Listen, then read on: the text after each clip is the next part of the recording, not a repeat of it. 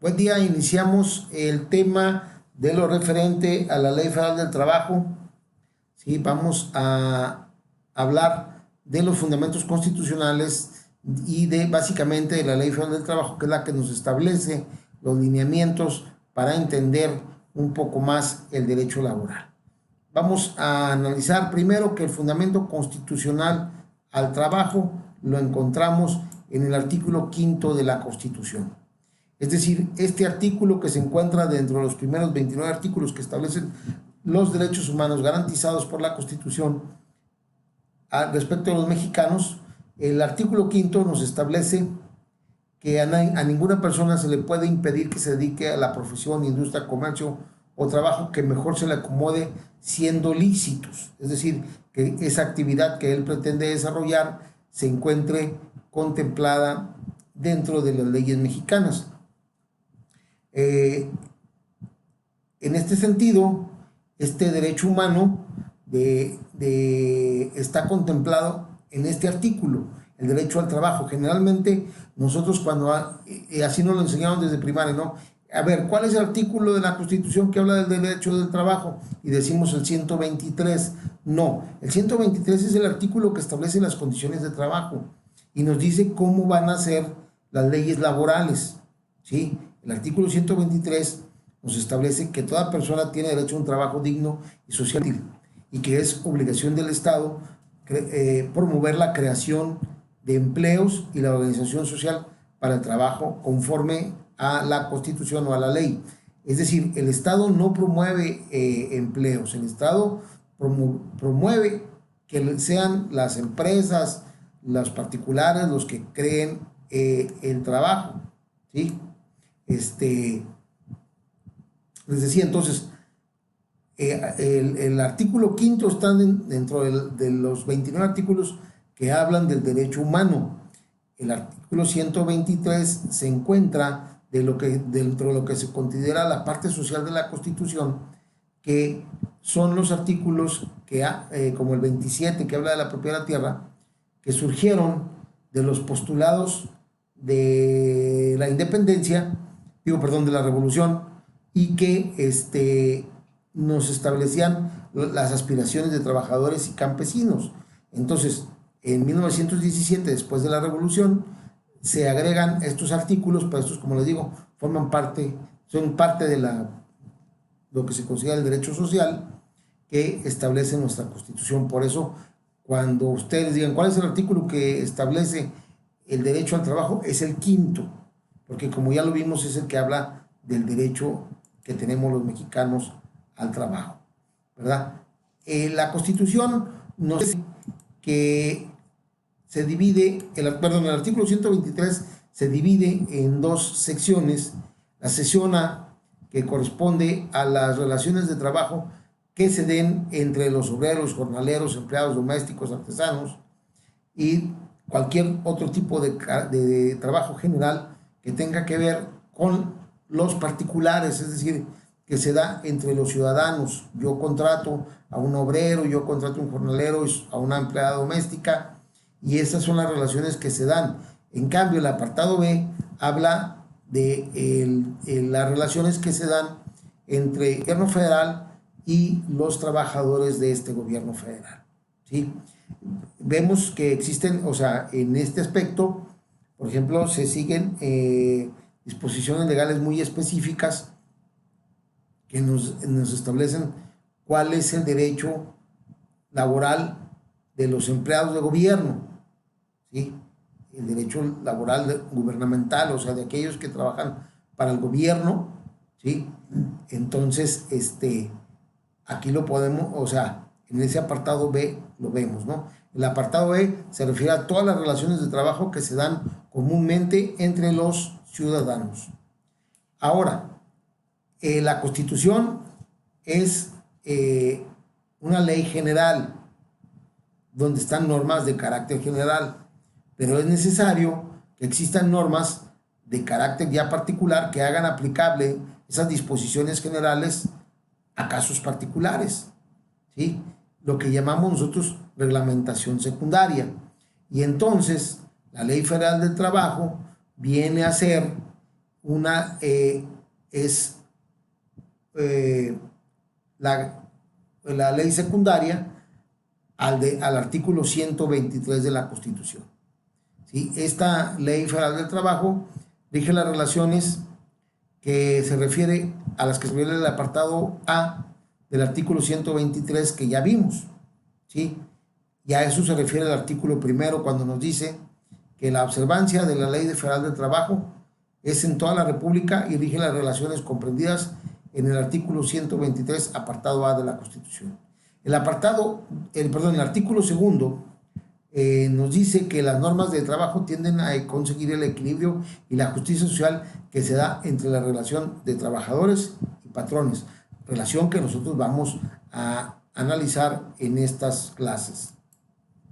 El artículo tercero nos dice que de la Ley Federal del Trabajo, nos dice que el trabajo es un derecho y un deber sociales. No es un artículo de comercio, exige respeto para las libertades y dignidad de quien lo presta y debe de efectuarse en condiciones que aseguren la vida, la salud y un nivel económico decoroso para el trabajador y su familia.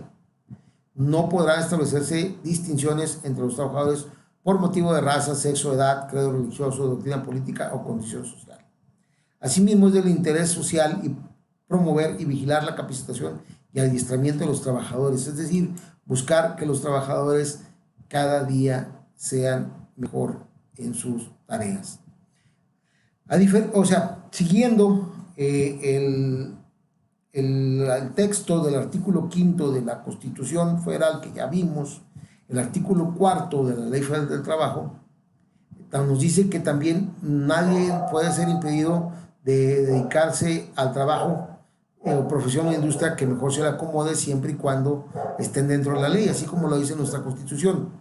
El ejercicio de estos derechos solo podrá vedarse por resolución de autoridad competente cuando se ataquen los derechos de terceros o se ofenda a la sociedad. Es decir, cuando con esa actividad que estamos haciendo se pueda afectar los derechos de terceros o bien se cause un daño o se ofenda a la sociedad. De acuerdo al artículo 5 de la Ley Federal del Trabajo, las disposiciones de la Ley Federal del Trabajo son de orden público, por lo que no producirán efecto legal ni impedirán el goce y el ejercicio de los derechos, sea escrita o verbal, la estipulación que para tal efecto se establezca. Es decir, nadie puede renunciar a las garantías que les otorga la Ley Federal del Trabajo y a su vez la Constitución. Entre estas circunstancias tenemos que, queda prohibido el trabajo de niños menores de 16 años, una jornada mayor a la permitida por la ley, que es de 8 horas, y que tenemos contemplado que puede haber jornadas mayores siempre y cuando sean cubiertas como horas extras esas horas que se trabajaron de más en su momento. Entonces, la jornada mayor a 8 horas no está permitida, claro, siempre y cuando sí se permite es que se paguen horas extras, pero tampoco se permite una jornada inhumana por lo notoriamente excesiva, o sea, nadie va a trabajar 15, 16 horas, aún así se le paguen como horas extras, porque entonces estamos sometiendo a la persona a una jornada inhumana, a una jornada que va más allá de su capacidad, ¿sí? Tampoco te está permitido las horas extraordinarias de trabajo para los menores de edad, ¿sí? Tampoco nadie puede pagar un salario mínimo inferior al contemplado por la ley, es decir, no podemos darle a un trabajador menos de lo que la ley establezca como salario mínimo, ¿sí?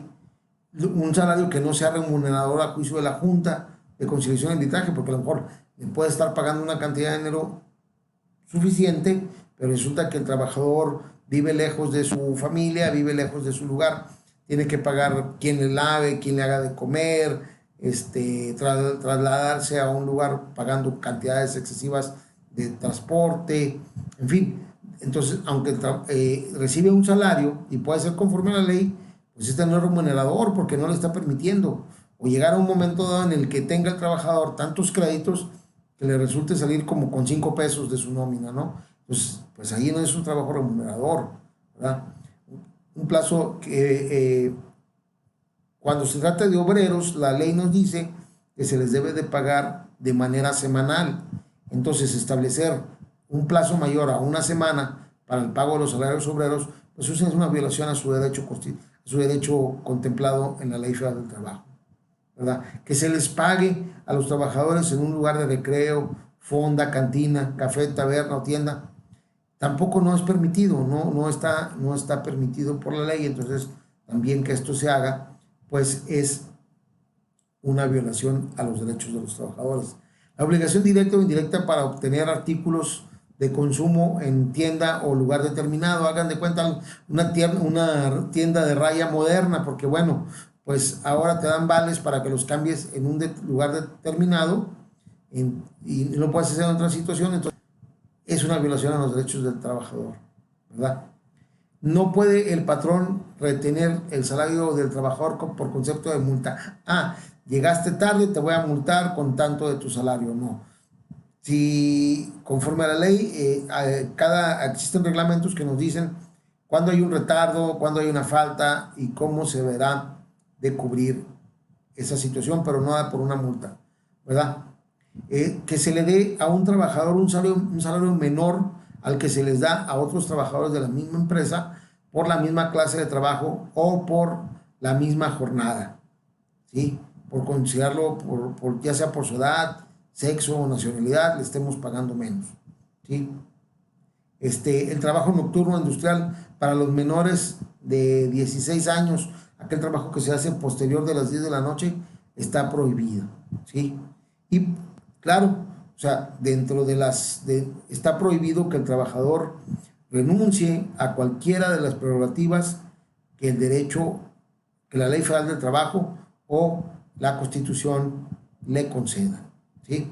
Estas son algunas de las circunstancias a las que no puede renunciar el trabajador, y ahí les pongo yo una imagen donde nos dice, pues le vamos a firmar un contrato de 5 minutos y luego ya veremos ahí la persona que está pidiendo el trabajo trae su mochilita, pues como cuando ustedes van a veces a pedir algún trabajo y los reciben con situaciones de este tipo, ¿no? De que vamos a ponerte a prueba y a ver cómo te va y mientras te pago la mitad del sueldo, etcétera. Situaciones que, como ya vimos, no están permitidas, ¿no?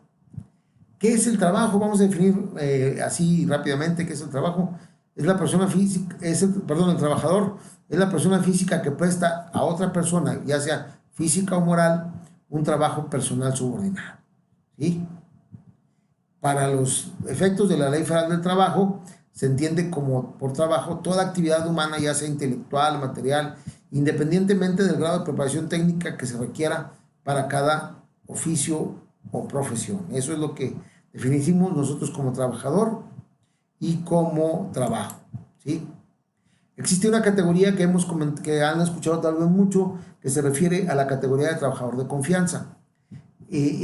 No es funciones por la designación que le dan, esta no es una función por la designación que se le da al puesto, es decir, no es trabajador de confianza por esa designación que se le da al puesto, sino porque realiza ciertas actividades. Y cuando tenemos un juicio, es lo que nosotros vemos para decir, esta persona tenía un trabajo de confianza, porque son actividades de dirección, de inspección, de vigilancia y fiscalización. Entonces, estas consideran como trabajos o como trabajo de confianza, ¿sí?